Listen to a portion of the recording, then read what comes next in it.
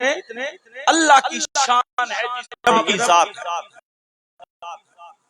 फरमाया कि मैंने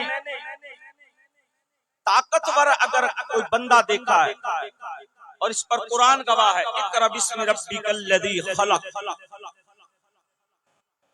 जिस वक्त जिब्रील ने मोहम्मद मुस्तफा को अपनी भाकर में लेकर दबाया, जिब्रील कहता है कि मैंने पूरी ताकत लगा दी मोहम्मद के ऊपर। कितनी? पूरी ताकत लगा दी।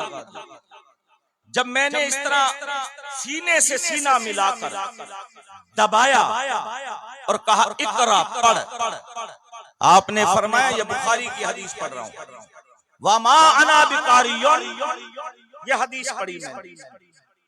फरमाया मैं नहीं पढ़ता। क्या? मैं नहीं पढ़ता।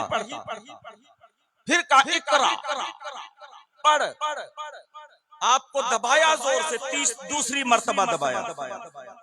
जिब्रील कहता है कि मुझे पसीने छूट गए, मगर मोहम्मद के वजूद को कोई फर्क ना पड़ा। तवज्जो करना, अल्लामा इकबाल ऐसे नहीं कहता है, हर कुव्वते पस्त को दुबाला कर दे।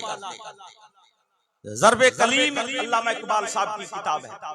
आप फरमाते हर कुव्वते पस्त को दुबाला कर दे, इसमें मोहम्मद से उजाला कर दे।